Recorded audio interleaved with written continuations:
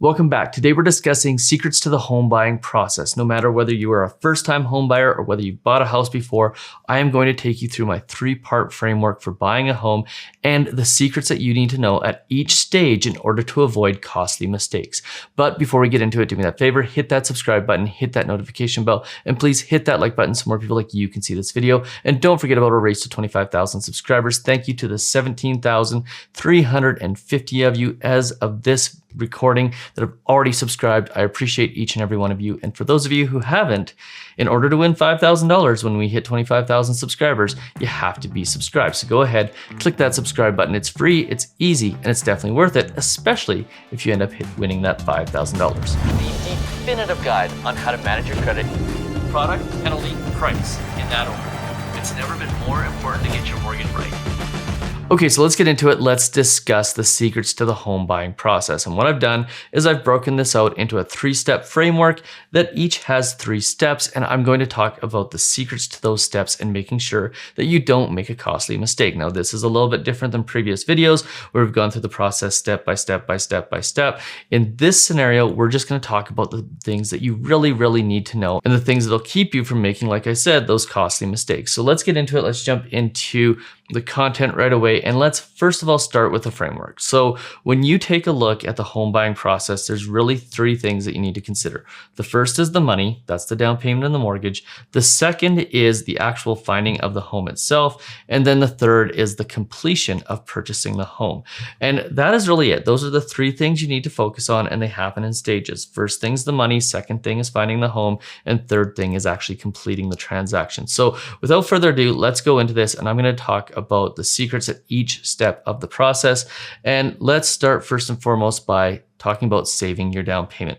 And normally in this scenario, we'd go through and we talk about all the places you can get your down payment, whether it's a TFSA or an RSP or a gift from a family member or some other place. But today what I want to tell you is this: the fastest way to save your down payment, aside from getting a gift or a grant, and sometimes if you have certain sorts of statuses in Canada, you can get a gift from a down payment, but for most people that doesn't apply.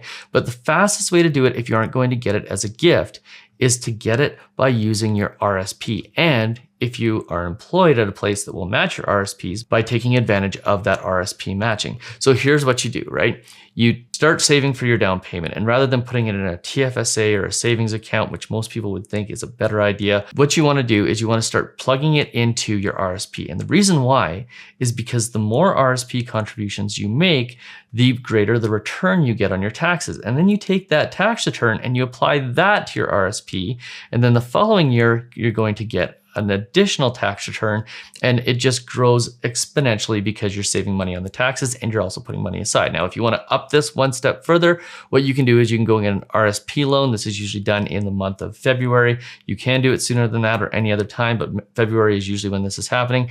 And instantaneously, you can do something like take a $10,000 RSP loan, get a $3,000 or $4,000 tax return back in June, and then all of a sudden you got $13,000, $14,000 to put towards a down payment, which gets you a pretty sizable property when you look at a $200,000 to $250,000 condo. If you want to hit that $35,000 limit for the amount of money that you can take out of your RSPs, well, go ahead and just get a bigger RSP loan. But keep in mind that when you get that RSP loan, it's going to affect your qualifying because you're going to have a payment.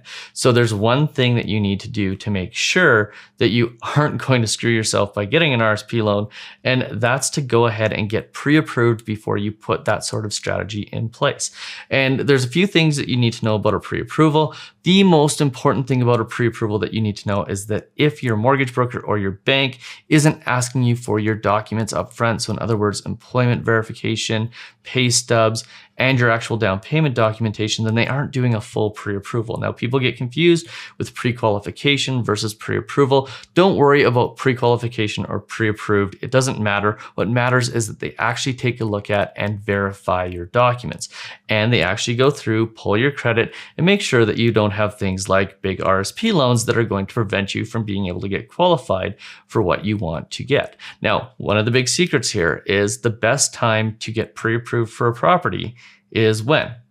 Most people think it's right before you're going to go shopping. That's not true. The best time to get pre-approved for a mortgage is the first moment you think about actually buying a property. Whether you're 3 months, 6 months, a year out, 2 years out from thinking that you're going to buy a property, the best time to actually get your first pre-approval is when you know that it's something that is imminent and in your future. And the reason why is because a really great mortgage broker will guide you through the process of getting the information that you need and also go through and coach you to get where you want to go. And by the way, having gone through it a year or 6 months or 2 years prior to actually purchasing a home, you're going to know what to expect from that pre-approval process when you go through it again down the road. Oh, and by the way, with respect to bank versus broker, yes, I'm a mortgage broker, but let's call a spade a spade. It's 2021, we're nearing 2022.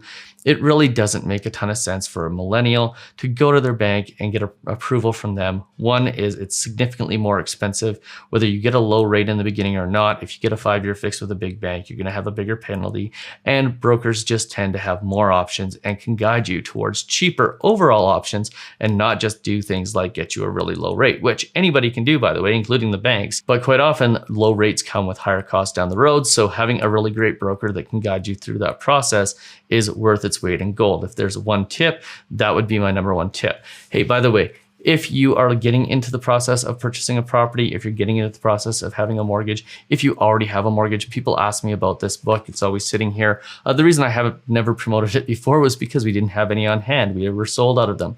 We now have a fresh order of these. So if you want to get this book, and I've never done this before, but I'm doing this now, if you want to get it absolutely for free, go to mortgagedmillionaire.ca. I'll link in the description below, and you can get this book for free. All you have to do is pay the shipping and handling. So moving on to our next piece is the choosing a mortgage piece.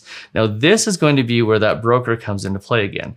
And in this case, you want to choose the mortgage that has the most flexibility. People always think, I'm going to take a 5-year fix because I'm going to be in the property for the next 5 years. I don't have to worry about anything.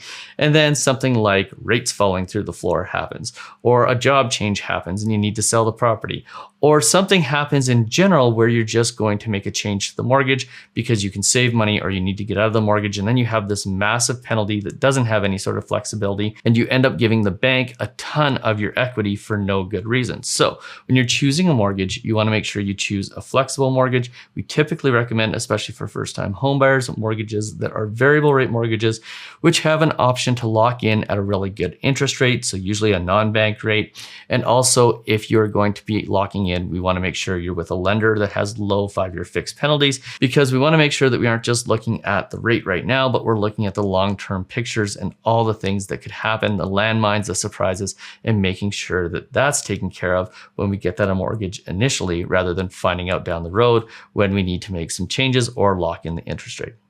Now, moving on to the house piece, and this is where we get into the secrets about actually finding a house. So first and foremost, the first thing you need to do is you need to narrow down the area that you want to look in.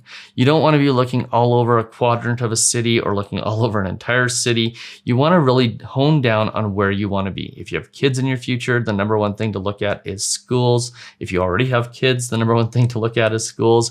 If you are not planning on having kids, then amenities typically tends to be the thing that you want to look for. But you really want to hone in on where you want to live, a place that's in your budget, but also has everything that you want to need. And by the way, don't think that you can go to another area of the city that's a little bit further away, maybe has a longer commute, and get a better house because you get a better deal. And then you end up hating yourself because you have to drive every single day for the next 2 to 3 years of your life. Make sure that you're getting something that is not going to make you hate your life as a result of purchasing in that area. We have a map of our clients that we actually use where we can see people who bought in the Beltline of Calgary. Initially, they end up moving to the suburbs, and they almost always move to the suburbs because they think they can get a bigger property, a nicer property, and they're going to have a better quality of life. And they almost always end up moving right back to the inner city once they realize that their commute sucks, they aren't as close to the things that they want to do, and really the lifestyle wasn't that much better when they moved to the suburbs. Now, the second thing, and this is probably the most important piece of finding the house, is actually choosing your realtor. Because people think they can just go online, find the guy who's got the best website, the best SEO. the biggest billboards and whatever, and that's the guy they should be choosing because they do the most transactions. And very rarely, especially if they have a team, does that end up being the person who's actually doing your deal. In fact, it ends up being a junior agent who maybe doesn't have as much experience that ends up doing your transaction. And it ends up being one of the worst things that you can do when it comes to finding a realtor. The best way to find a realtor is not to go online and try to find one via their Yelp reviews or via their marketing strategies or their SEO. The best way is to find a realtor that you have a direct contact with.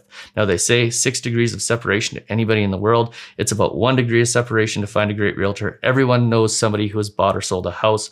Interview those people, find out what they liked, find out what they loved, find out what they didn't like. And most importantly, find a realtor where the people that you know that have used them have said that person advocated on my behalf. They made sure I didn't buy the wrong property. They made sure I didn't pay too much. They went to bat for me during the negotiations.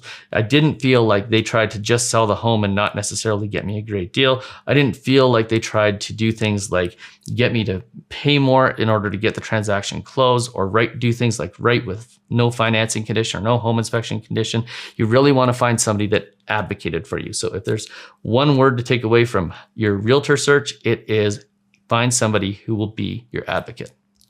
Now, 2.3 here. When you find a property, you find a realtor, you want to write an offer and you want to make sure first and foremost that the realtor you're using is representing you.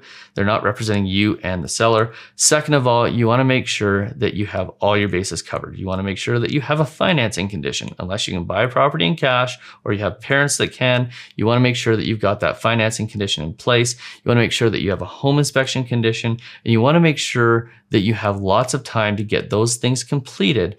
And you have lots of time to figure out the rest of it between when your financing condition date comes up and when you actually take possession of the house. The more time, the better. You don't want to rush these things. You want to make sure that you have all of your bases covered. Yes, there's times where you have markets where you can't afford to have the extra time, but if you can get it, and if you're in a market where you aren't trying to buy a house that is in super high demand, then I highly recommend making sure that you have at least that financing condition and that home inspection condition written in.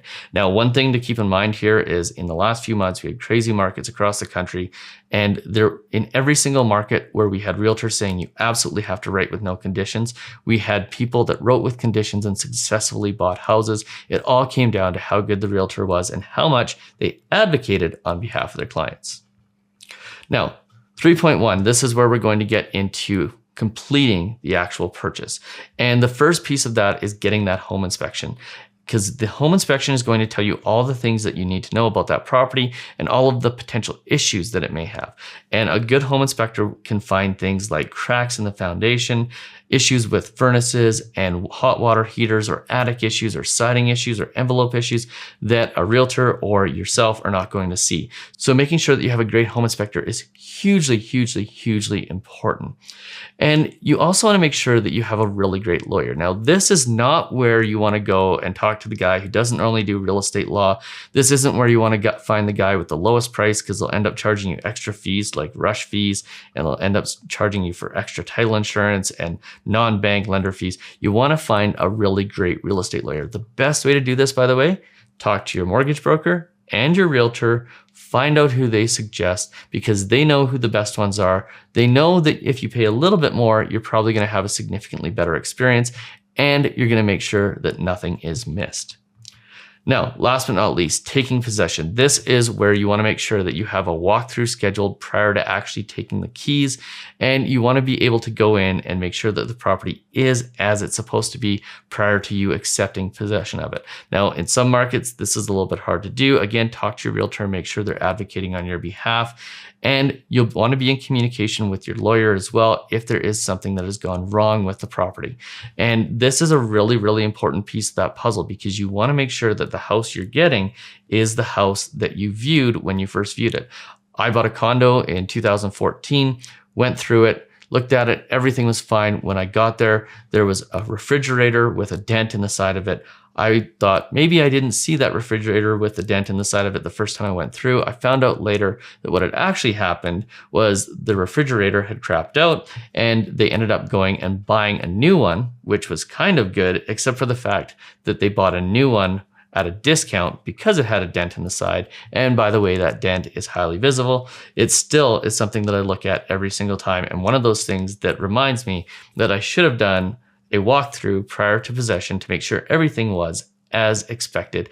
And also, when I went through the property the first time, I should have taken pictures and video so I knew exactly what I had looked at, because between when I bought the property and when I took possession a month or two later, a lot of things potentially could have changed. So those are essentially the things that I look for when it comes to purchasing a property. They're the things that you want to watch out for. That is essentially the process start to finish, and the things that are most important to make sure that you don't make any mistakes. There's obviously some things in there that I think my industry professional friends would not be as happy that I said, given that I'm saying that you shouldn't necessarily find your realtor online. And I'm saying things like make sure that your mortgage is fully documented before you actually go out and look for homes. But the reality of it is, as hard as that makes other people's jobs, those are things that are important to make sure are done. And a good realtor, good mortgage broker, good banker, good home inspector will appreciate that you are dotting all of your I's and crossing all your T's when it comes time to purchase a property. Now, last but not least, I have one more thing I want to mention: secrets to getting the lowest interest rate. It is available for a very, very, very limited time at the previous price. In the next week or so, we are revamping our entire course structure. Homebuyer boot camp's getting changed. Secrets to getting the lowest interest rate is getting changed. Everything's getting changed.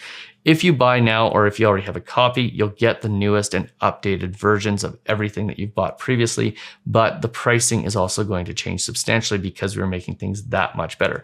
So you have one last chance to get Secrets to Getting the Lowest Interest Rate at the price that it's at right now. Again, if you want to get the free book, all you have to do is pay shipping and handling. That's at mortgagemillionaire.ca. If you found this video useful, do me that favor, hit that subscribe button, hit that notification bell, hit that like button so more people like you see this video. Don't forget about the race to 25,000 subscribers, and we'll see you on the next one, which I know I've been away for a week, but I promise you, that'll be tomorrow. We'll see you then.